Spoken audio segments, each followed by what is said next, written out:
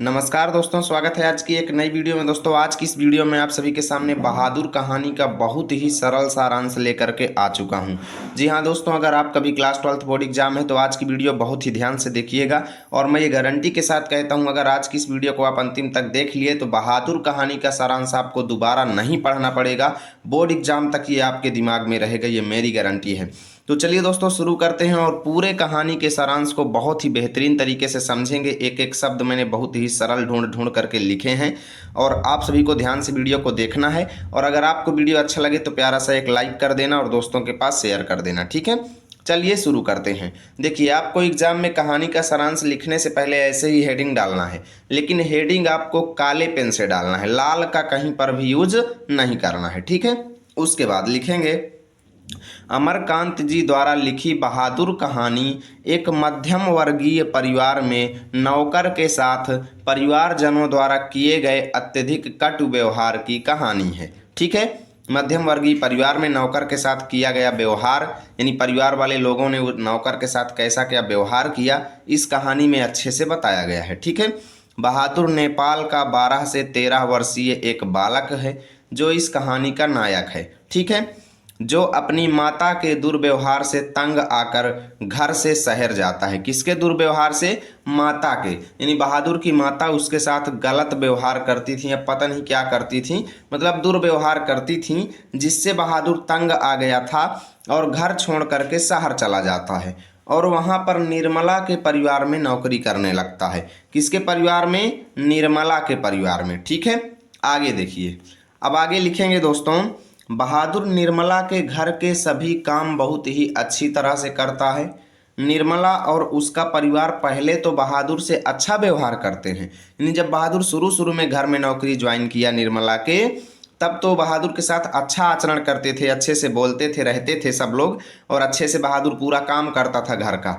लेकिन हुआ क्या, परंतु कुछ समय बाद वे उसके साथ मारपीट के साथ गाली गलौज भी करने लगे। कभी कभी उसके साथ मारपीट भी करने लगते थे और गाली गलौज भी देने लगते थे बहादुर को, है ना।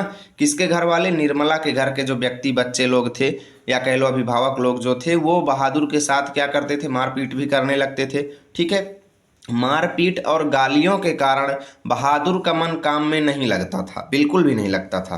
तो एक दिन निर्मला के पुत्र किशोर ने, ठीक है, निर्मला के पुत्र किशोर ने बहादुर को सुअर का बच्चा कह दिया। अब देखो, ये जो है कई किताबों में दिया हुआ है सुअर का बच्चा, लेकिन कई किताबों में नहीं दिया हुआ है। तो आप क्या करें, इस लाइन को ना ही लिखें तो ठीक है, ठीक है ना। इस लाइन को आप एग्जाम में यहाँ से लेके यहाँ तक ना ही लिखें तो ठीक है, ठीक है। और लिखेंगे आप लोग क्या लिखेंगे कि इसको बना करके कैसे लिख देंगे कि एक दिन निर्मला के पुत्र किशोर ने बहादुर को कुछ अपशब्द कह दिया, ऐसे आप लिखें तो ज़्यादा अच्छा है, ठीक है। बहादुर इसे सहन नहीं कर सका और अंततः वह अपना सारा सामान छोड़कर चला जाता है, ठीक है। यानी कि किशोर के द्वारा कही गई बातों को बहादुर नहीं सहन कर पाता है, नहीं सह पाता है और ऊब आकर के वह घर छोड़ करके चल देता है, सारा सामान छोड़ करके चला जाता है, ठीक है। तो निर्मला के पति शाम को जब दफ्तर से लौटे तो उन्हें पता चला कि बहादुर अपना सारा सामान छोड़कर घर से चला गया है, ठीक है। तो निर्मला उसके पति और किशोर को बहादुर की ईमानदारी पर विश्वास हो गया था। फिर उन्हें बहादुर की ईमानदारी याद आती है और बहादुर के द्वारा किए गए काम उनको याद आते हैं, तो वो लोग बड़ा पश्चाताप करते हैं। और जैसे अब बहादुर घर छोड़ के चला गया था तो नौकरी का सारा काम पड़ा रहता था, कोई कर नहीं पाता था, लोगों को बड़ी परेशानी होने लगी, बड़े परेशान हो गए कि भाई नौकर तो चला गया, आप कौन करेगा, है ना। तो बहादुर की ज़रूरत को देख करके, उपयोगिता देख करके सभी अब अपना घरेलू कार्य करने से घबराते हैं तथा बहुत ज़्यादा पश्चाताप करते हैं, मतलब बहुत ज़्यादा पछताते हैं। परंतु अब पछताए होत क्या जब चिड़िया चुग गई खेत, ठीक है।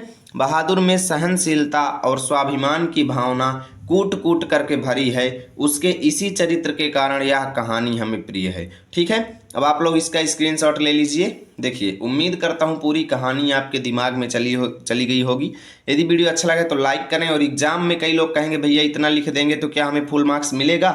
जी हाँ दोस्तों, ज़रूर मिलेगा, क्योंकि आप पूरा देखेंगे तो कम से कम ये 100 से ऊपर शब्दों का ही है और इतना एग्जाम में लिखने पर आपको पूरे अंक मिलेंगे, कोई भी डाउट नहीं है। तो वीडियो अच्छा लगे तो लाइक करें और चैनल को भी सब्सक्राइब कर लें। साथ ही सभी कहानियों को मैंने कंप्लीट किया है, चैनल पे जा करके देख लीजिए।